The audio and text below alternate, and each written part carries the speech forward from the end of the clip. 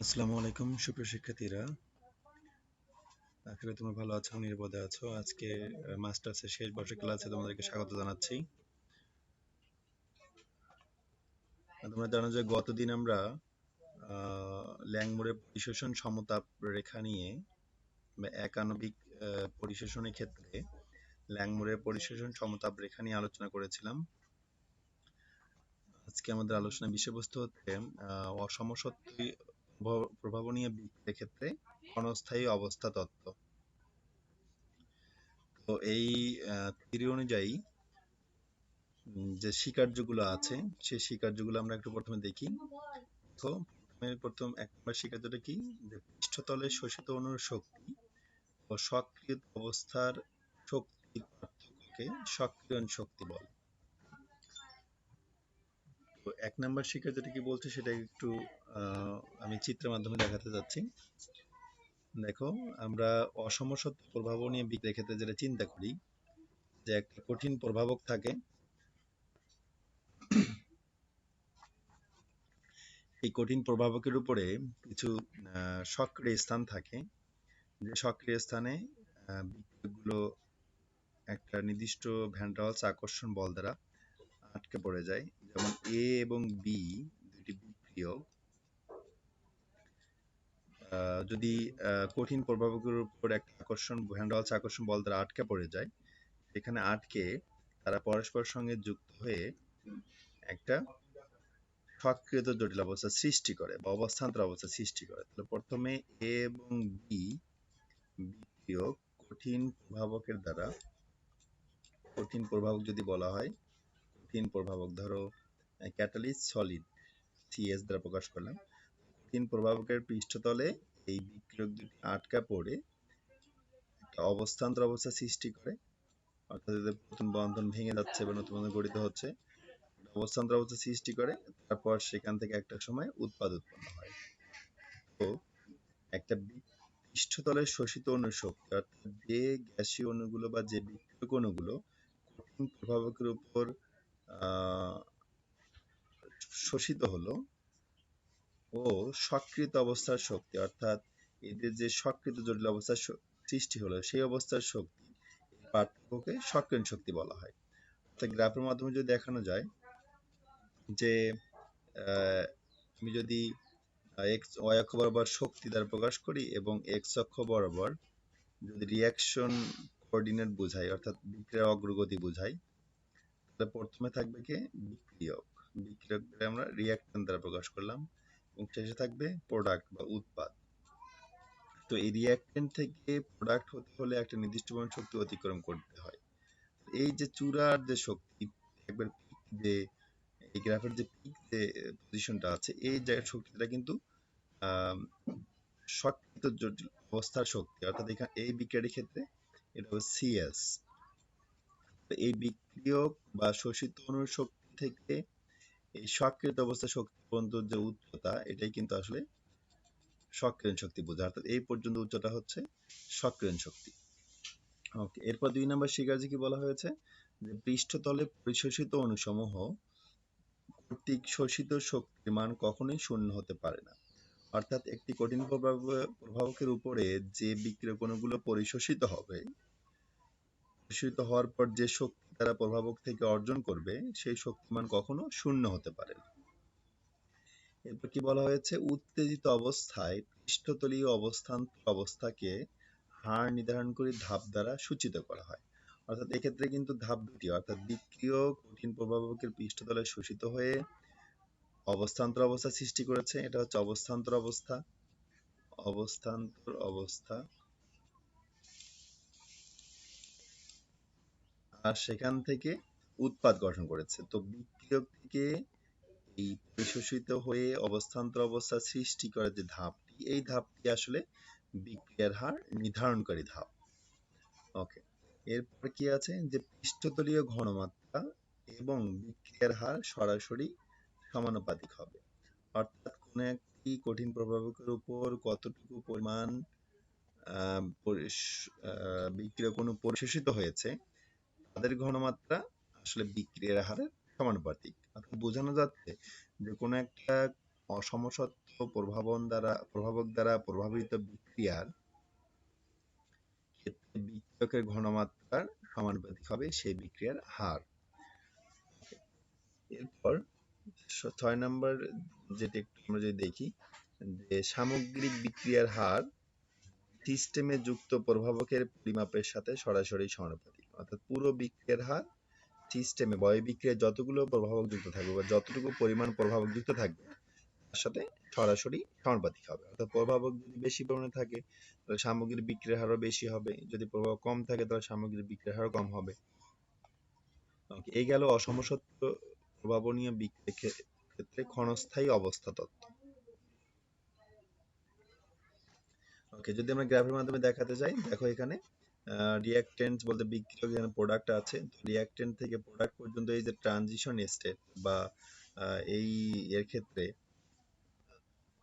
যেটাকে অবস্থান্তর অবস্থা বলা হবে, এই বিক্রিয়ক থেকে অবস্থান্তর অবস্থা পর্যন্ত বিক্রিয়ক বা অ্যাবজর্বড রিঅ্যাকট্যান্ট বলতে পারো বা শোষিত অণু বলা যেতে পারে। এটাকে আমরা এইভাবে লিখতে পারি,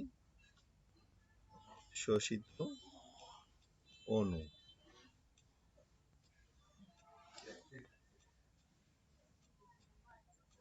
শোষিত অণু, তাহলে এই বিক্রিয়ক বা বিক্রিয়করা প্রথমে কি হবে, প্রভাবকের সঙ্গে যুক্ত হয়ে শোষিত হয়ে যাবে। মানে শোষিত অণু থেকে অবস্থান্তর অবস্থা পর্যন্ত যে শক্তি, এটাকে আসলে মেইন সক্রিয়ণ শক্তি বলা যাবে। ওকে, তো এই গ্রাফ সম্পর্কে যে কিছু বৈশিষ্ট্য আছে, তাহলে কি লেখা আছে যে বিক্রিয়া অক্ষ বনাম স্থিতি শক্তির এই কার্ভটির সর্বোচ্চ বিন্দু হলো সন্ধিক্ষণ অবস্থা। অর্থাৎ সর্বোচ্চ যে পয়েন্ট, এটা হচ্ছে সন্ধিক্ষণ অবস্থা বা অবস্থান্তর অবস্থা। অবস্থান্তর অবস্থা। 2 নাম্বারটি কি, যে বিক্রিয়ক অণুর পটেনশিয়াল শক্তি বিক্রিয়ার অক্ষের বিপরীত অঙ্কন করলে যে শক্তি পর্বত পাওয়া যায় তার চূড়া অতিক্রম করার জন্য প্রয়োজনীয় শক্তি বিক্রিয়ক অণুসমূহের থাকতে হবে, নতুবা বিক্রিয়া সংঘটিত হবে না। অর্থাৎ এই বিক্রিয়ার অগ্রগতির সঙ্গে শক্তি যদি আমি কোনো গ্রাফ অঙ্কন করি, সেক্ষেত্রে ওই গ্রাফের সর্বোচ্চ যে শক্তি, যে চূড়া পাওয়া যাবে, বিক্রিয়ক অণুগুলোকে অবশ্যই সেই পরিমাণ শক্তি অর্জন করতে হবে, নতুবা তারা প্রোডাক্টে বা উৎপাদে পরিণত হতে পারবে না। ওকে, 3 নাম্বার কার বৈশিষ্ট্য কি, 3 নাম্বার, যে পরিশোষিত বিক্রিয়কের শক্তি থেকে পৃষ্ঠতল সন্ধিক্ষণ অবস্থা পর্যন্ত, অর্থাৎ দ্বিতীয় শক্তি পর্বতের উচ্চতা হলো প্রকৃত সক্রিয়ণ শক্তি। তার মানে এই যে কোন বিক্রিয়ক অণুগুলো যে পরিশোষিত হয়ে গেছে, এখান থেকে শুরু করে এ পর্যন্ত এই ডিস্টেন্সটা আসলে প্রকৃত সক্রিয়ণ শক্তি।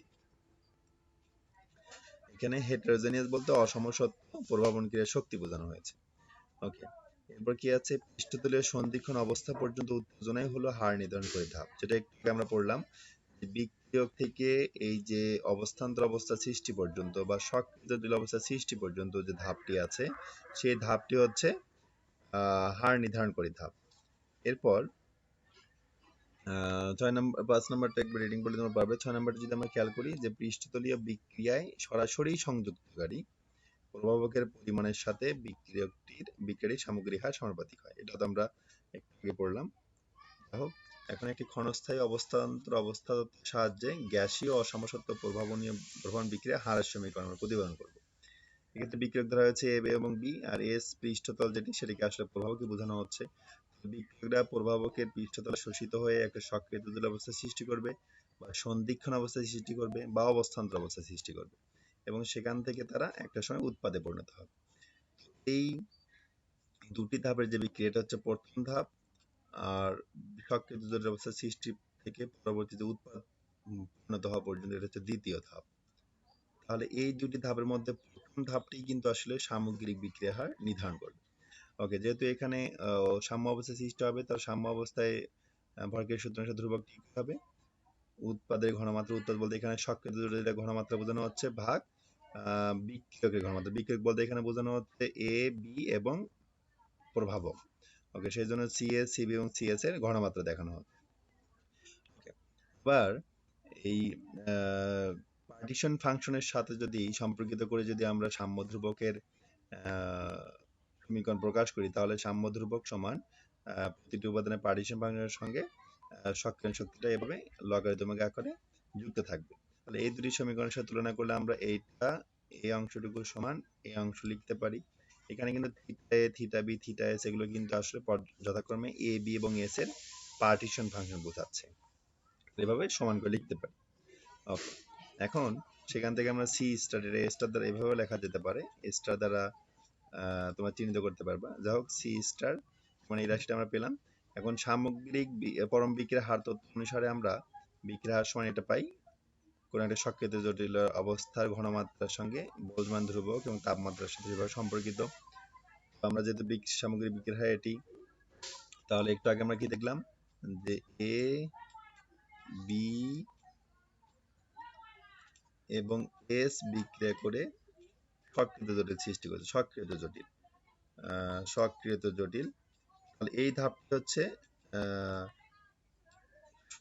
বিক্রিয়ার হার নির্ধারণ করে ধাপ। তার মানে বিক্রিয়ার হার কি হবে, এই যে প্রতিটি উপাদান অর্থাৎ বিক্রিয়কের প্রতিটি উপাদানের ঘনমাত্রার সমানুপাতিক। সেই জন্য এখানে বিক্রিয়ার হার কি হচ্ছে, এ এর ঘনমাত্রা সমানুপাতিক, বি এর ঘনমাত্রা সমানুপাতিক, এস এর ঘনমাত্রা সমানুপাতিক।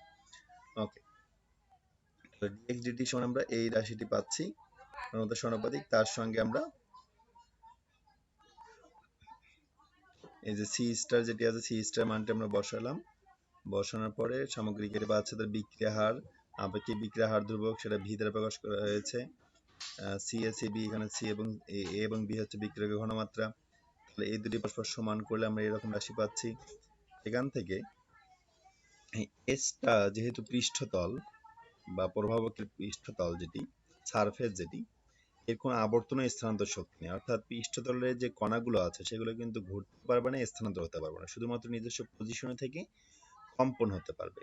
সেই জন্য এদের শুধুমাত্র কম্পন শক্তি আছে। সেই জন্য কম্পন শক্তির যে পার্টিশন ফাংশন থিটা স্টার বা থিটা এস সমান 1 ধরা হয় এবং থিটা স্টার থিটা এস সমান 1 ধরে এখানে সমীকরণে বসে ফাইনালি ক্ষণস্থায়ী অবস্থান্তর তত্ত্ব অনুসারে গ্যাসীয় অসমসত্ব পরমাণু বিক্রিয়ার যে হারের সমীকরণ পাওয়া যায় সেটি হচ্ছে এমন হয়।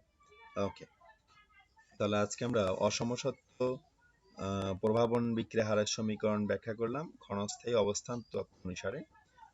আগামী দিনে ইনশাল্লাহ আমরা মিসাবশন বিক্রিয়ার গতিবিদ্যা নিয়ে আলোচনা করব। সে পর্যন্ত তোমরা সুস্থ থাকবে এবং নিরাপদে থাকবে। ধন্যবাদ সবাইকে।